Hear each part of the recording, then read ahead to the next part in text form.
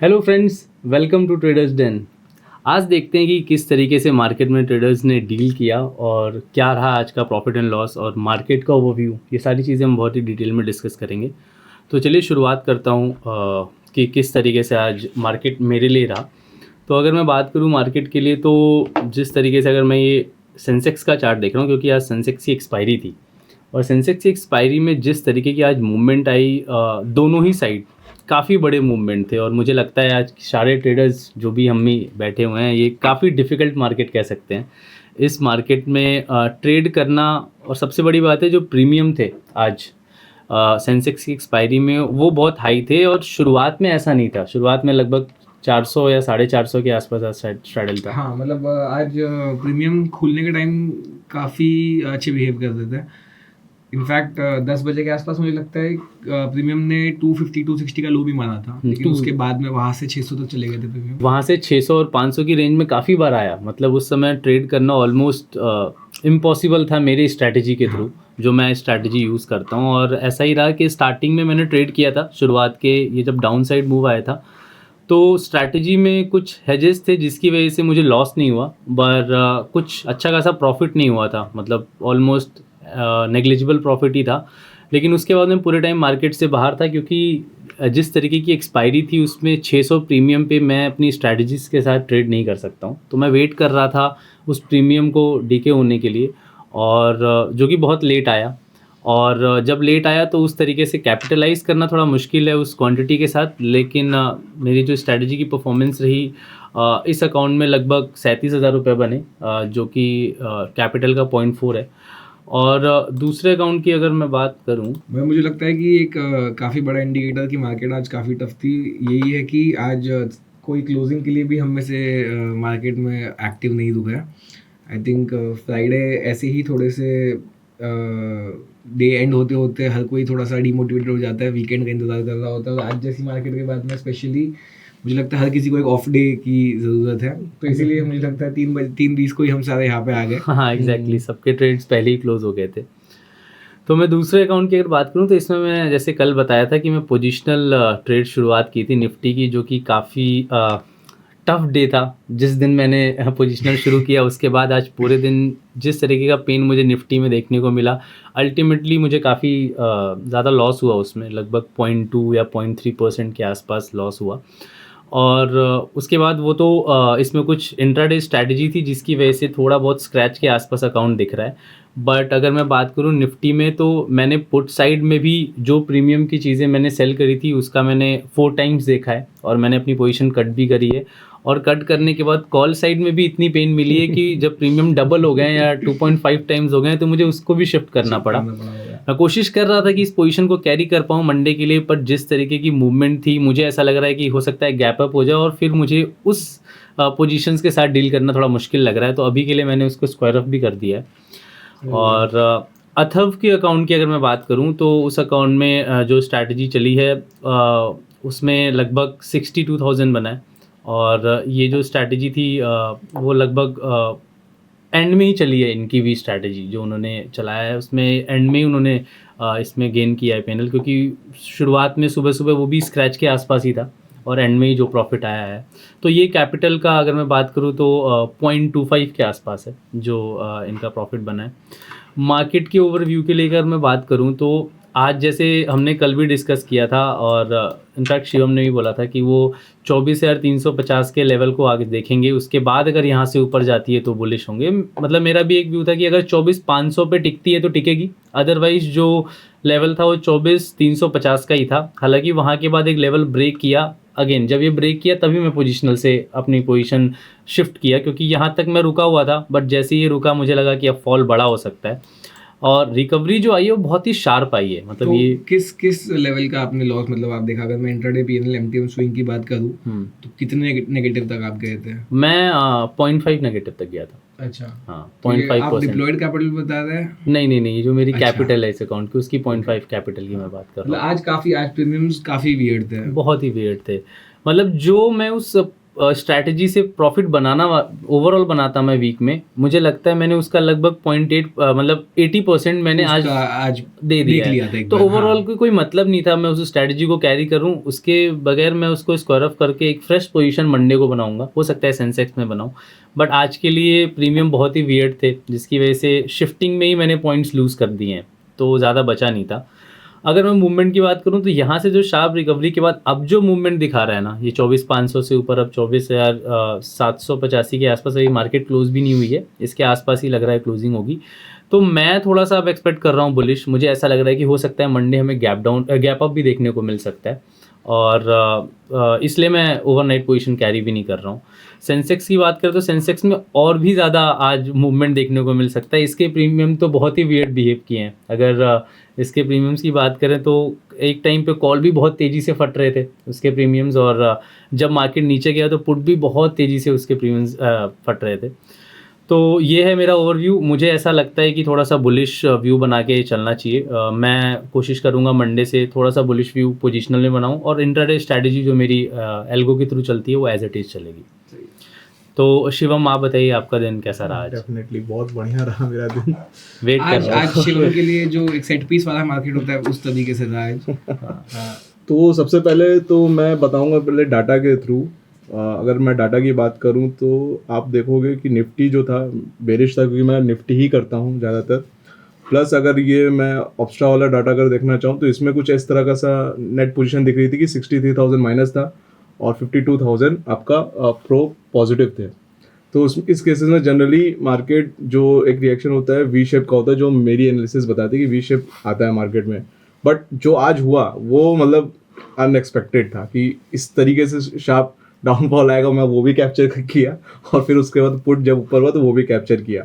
तो मेरा जैसे कल की एनालिसिस थी कि मैंने 1 घंटे के चार्ट पे दिखाया था कि ये ट्रेंड लाइन ब्रेक की है, और ये जो आपका 1 डे का जो मैंने बताया था आपका सपोर्ट एंड रेजिस्टेंस, ठीक है, हम लोग का ये कहना था कि भाई ये 300 के नीचे जाएगी, फिर सस्टेन करके अगर ऊपर आए तो ये फिर पूरा बुलिश हो जाएगा। प्लस इसको सपोर्ट करने के लिए एक वो भी निकला है, आरबीआई का रेट कट्स होने वाले फरवरी से, ये जो नए गवर्नर ने उन्होंने ऐसा इंडिकेशन दिया है।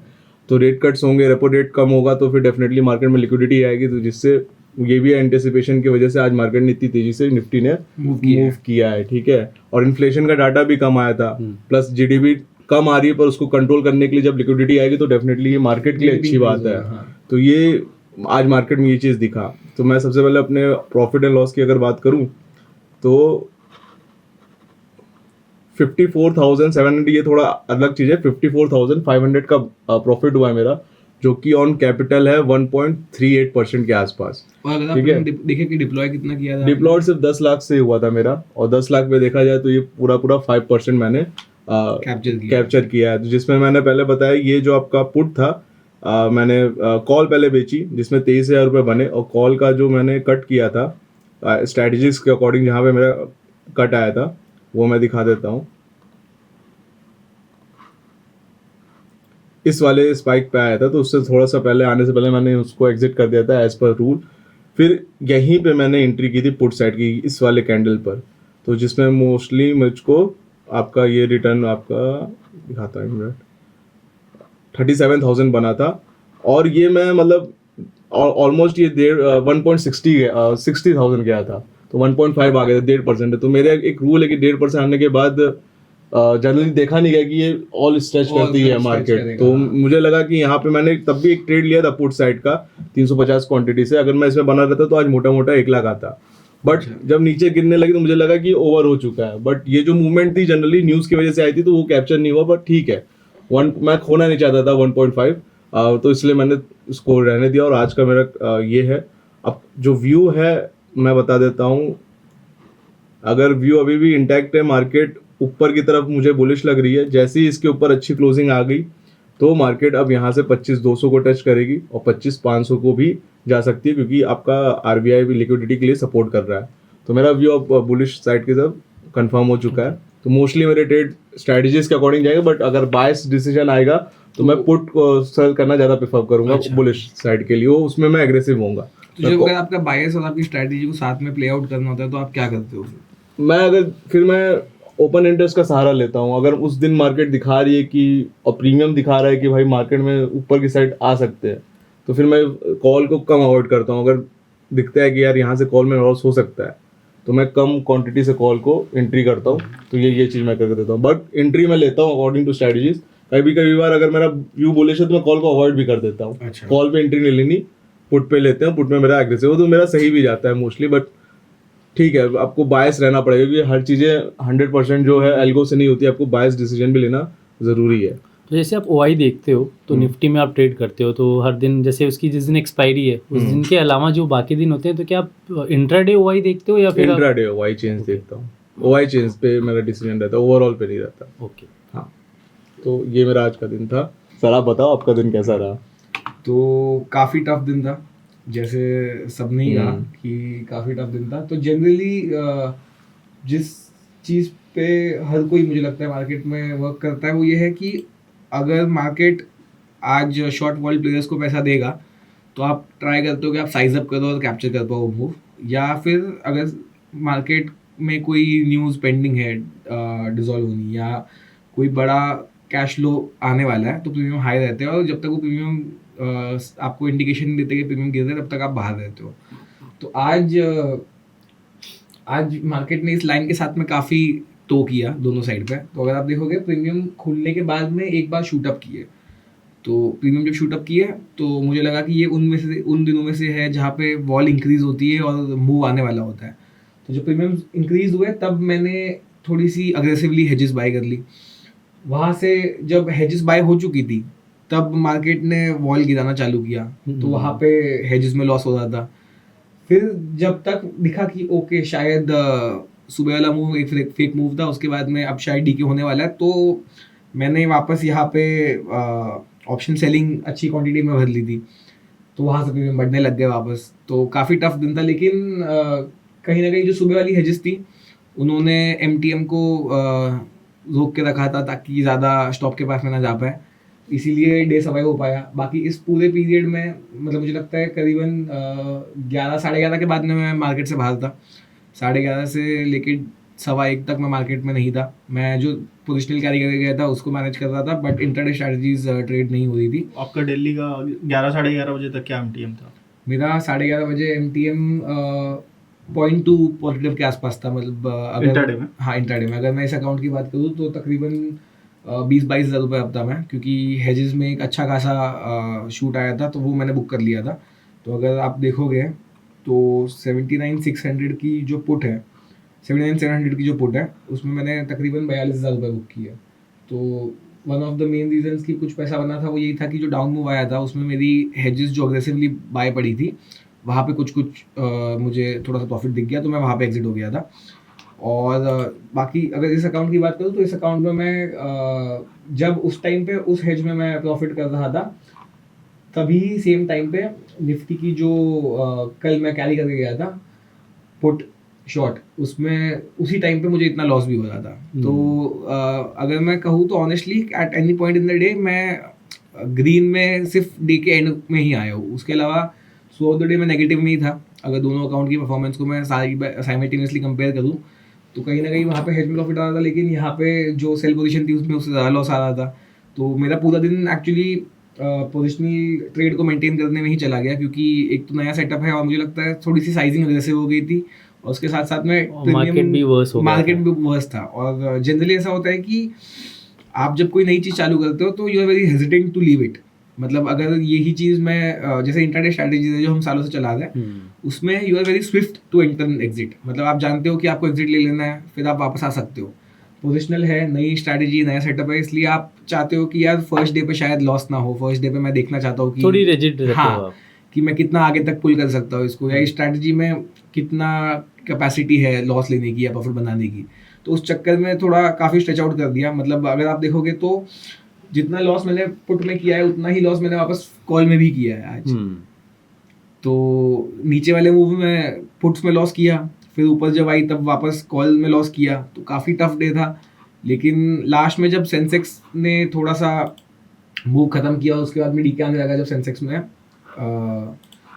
जब मूव ख़त्म हो गया और सेंसेक्स में डीके आने लगा तब यहाँ पे मैंने थोड़ा सेंसेक्स ट्रेड करके कैपिटलाइज करने की कोशिश की। अगर आप देखोगे तो सेंसेक्स में काफ़ी लिमिटेड ऑर्डर्स गए हैं इसमें, काफ़ी लिमिटेड स्ट्राइक्स पे भी ट्रेड किया है मैंने इसमें। तो थैंक्स टू सेंसेक्स की मैं शायद थोड़ा रिकवर कर पाया, नहीं तो इस अकाउंट में तकरीबन मैं 90-95,000 के आसपास लॉस में था। तो काफ़ी टफ डे था। मंडे के लिए मैं कोई ओवरनाइट पोजीशन कैरी नहीं कर रहा, क्योंकि यहाँ से मेरा मानना है कि अब तक जो इनिशियल रेंज बनाई थी निफ्टी ने पिछले थर्सडे को, वो रेंज अभी तक ब्रेकआउट नहीं हुई है। कहीं ना कहीं आज नीचे चली गई थी मार्केट उससे एक बार, लेकिन वापस उसी रेंज के अंदर आके क्लोजिंग दी है। तो यहाँ से कह पाना कि कौन सा डायरेक्शन में मूव आएगा, ऑफकोर्स 80-85% चांस यही है कि इतनी स्ट्रॉन्ग बुलिश कैंडल के बाद में फॉलो थ्रू कैंडल एक्सपेक्ट कर रहे हैं हम लोग, लेकिन वो फॉलो थ्रू कैंडल ओवरनाइट आ जाएगी या खुलने के बाद आएगी, ये कहना बहुत मुश्किल है। इसलिए मैं मंडे प्रेफर करूँगा कि फ्रेश पोजीशंस मंडे को आके ही बनाऊँ। तो तब तक के लिए मेरा कोई डायरेक्शनल व्यू नहीं है, लेकिन मेरा ये जनरली व्यू होता है कि जनरली एक ख़राब दिन के बाद में अगला दिन, मतलब वॉलेटिलिटी मीन रिवर्टिंग होती है नेचर में। तो अगर एक दिन वॉलेटिलिटी बढ़ रही है तो शायद उसके अगले दिन या शायद उसके अगले दिन वॉलेटिलिटी वापस डिक्रीज होगी। तो मैं मंडे और ट्यूसडे को लेकर थोड़ा सा होपफुल हूँ कि शायद मार्केट अपना मूव कंप्लीट कर लेगी और उसके बाद में थोड़ी स्टेबिलिटी शायद वापस मार्केट में दिखने लग जाए। तो आपका डे कैसा था सर?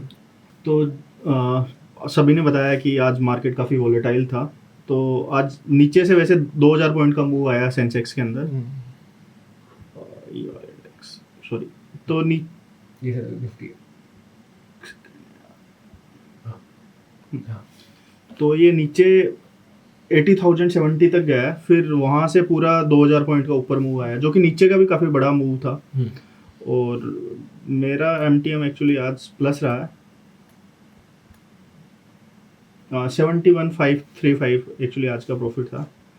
और ऑर्डर्स 163 ऑर्डर्स थे एक्चुअली आज। तो आज जैसे आप जितने जनरली फ्राइडे को ऑर्डर्स ट्रेड करते हो उससे काफ़ी कम। हाँ, एक्चुअली वो ये जो मैं यहाँ पे स्टार्ट हो गया था 9, 16, 17 पे ट्रेड जाना, और यहाँ कहीं मैं निकल गया था। ओके।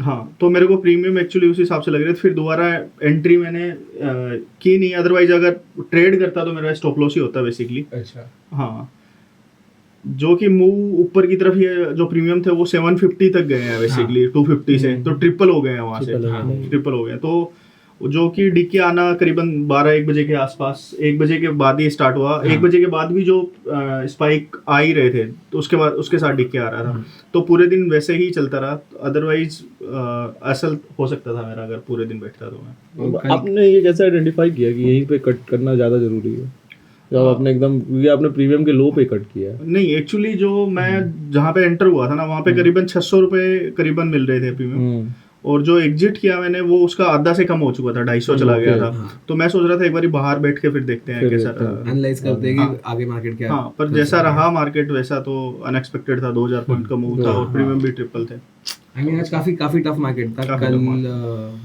मतलब आई थिंक एक्सपायरी जो थर्सडे की थी उससे ज़्यादा बड़ी रेंज बनाई है आज की मार्केट ने। तो सबसे डिफिकल्टी हो जाता है कि एक बार प्रीमियम कम हो गए हैं, लगे 250 के आसपास आ गए, और वहाँ से अगर 650-700 के आसपास 750 छू गए हैं। तो इस दिन बहुत ही डिफिकल्ट है शॉर्ट वॉल में। मतलब मुझे लगता है कहीं ना कहीं उस दिन एटलीस्ट सुबह से प्रीमियम 300 रुपये के आसपास थे पिछले थर्सडे को।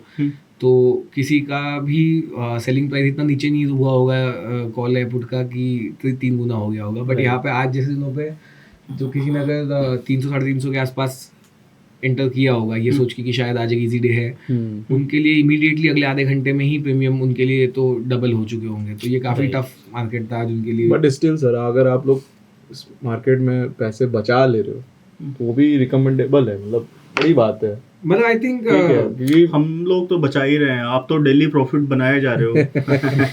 वो तो सर मार्केट की दया है और कुछ नहीं बस। लेकिन बड़ी बात है सर कि इतना डायरेक्शन नीचे आना, फिर ऊपर जाना, उसके बाद आउट होना, इन होना, ये डिसीजन यही आप लोग का अल्फा है आई थिंक। मतलब मैं जानना चाहूँगा कि आपके लिए पिछले जैसे ये पूरा हफ्ता था, ये हफ्ते का क्या आपके साथ में कैसा रहा, परफॉर्मेंस आपकी कैसी रही और आउटलुक क्या है कि how has trading change in the last 1 week?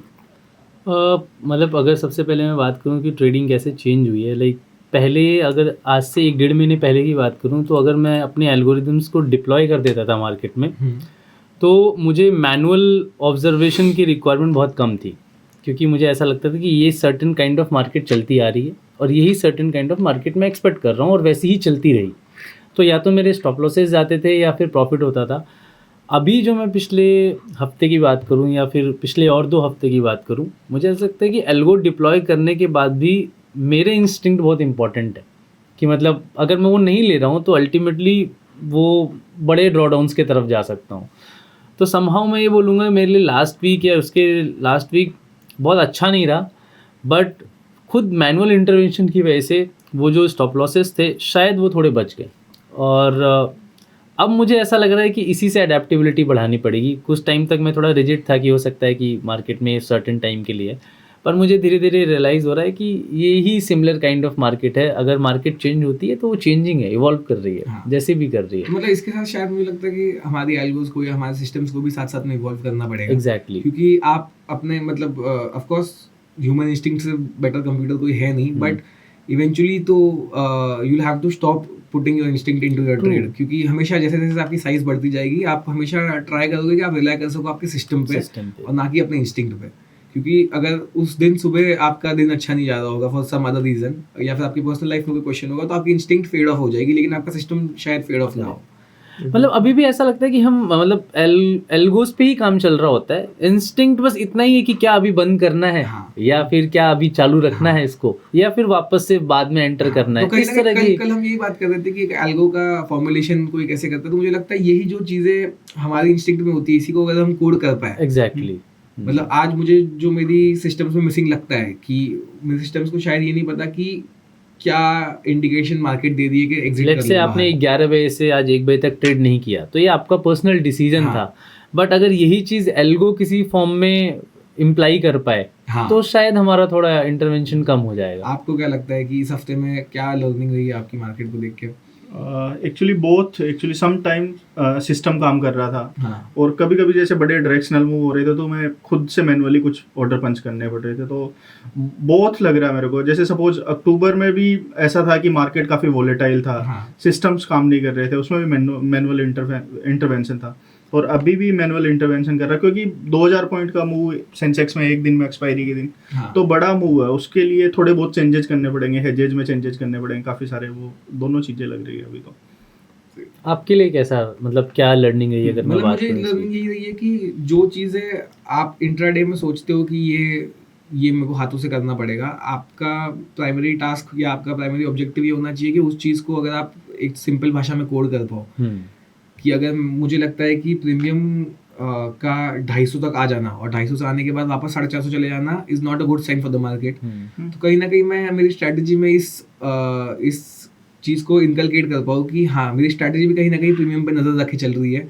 कि 250 तक प्रीमियम गया था, वहाँ से 450 आ गया, तो शायद ये कहीं ना कहीं एक इशारा है मार्केट की तरफ से कि शायद चीज़ें आगे बिगड़ सकती है। तो बस मुझे लगता है यही मैं चाहता हूँ कि धीरे धीरे एज एन वर्क तो यही चीज़ें मैं इनकलकेट करने की कोशिश करूँगा अपने सिस्टम्स में।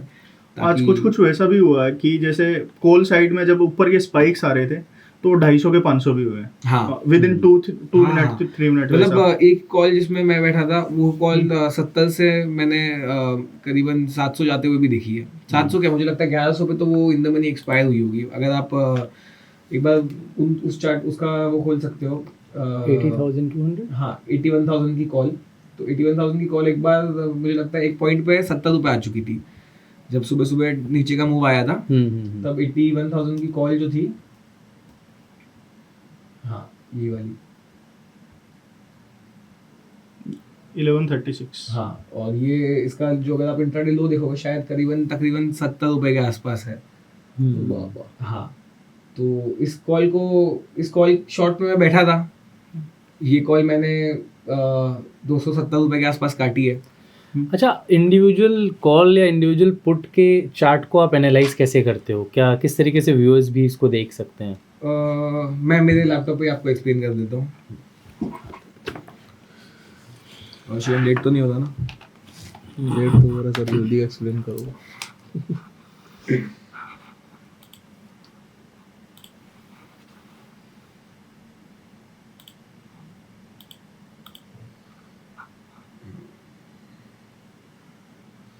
अब तो भाई सब एक्सप्लेनेशन चुतिया ही लगेगी ना भाई, आज का दिन मार्केट कैसा गिरा है पता है ना। पर नहीं वो अच्छी चीज़ है, लेकिन पता है वो वीवा पाला ना। मैं चाहता हूँ कि मेरे व्यूअर्स जाने, आया भाई कोई है ही नहीं, कोई कॉल बोल वो भी दिखा दे 80। 2000 की कॉल क्या दिखाओ भाई, इसमें कुछ दिखने लायक है क्या? क्या फायर्स में नहीं आता क्या ये चार्ट? फायर ये डबल इस पे लगो ना, 2 आ जाएगा। तो कुछ है नहीं पे दिखाने के लिए आशीष। चल फिर ये पॉइंट कट कर देना, फिर हाँ किसी और दिन कर लेंगे। रुक जा मैं देख लेता हूँ, ये लगा लेता हूँ मैं। डबल चार्ट लगाना तो इससे हो जाएगा। हाँ ठीक है एक बार 82 पे तो बैठा, 81 पे बैठा था ना मैं, 81 डाल देता हूँ।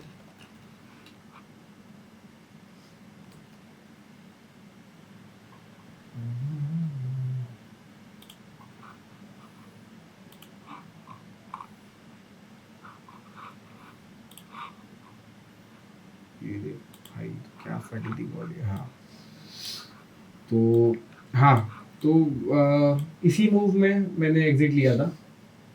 तो कहीं ना कहीं मैं वीवैप को काफ़ी रिलायबल इंडिकेटर मानता हूँ। तो वीवैप बेसिकली आपका जितनी वॉल्यूम ट्रेड हुई है उस वॉल्यूम क्या प्राइस पे ट्रेड हुई है उसका एवरेज प्राइस है वीवैप। तो अगर हम ये बात मानते हैं कि हमारे हर किसी के अगेंस्ट में जो ट्रेड ले रहा है वो मार्केट मेकर ही है, तो वीवैप से आपको मार्केट मेकर का एवरेज प्राइस पता चल जाता है। राइट।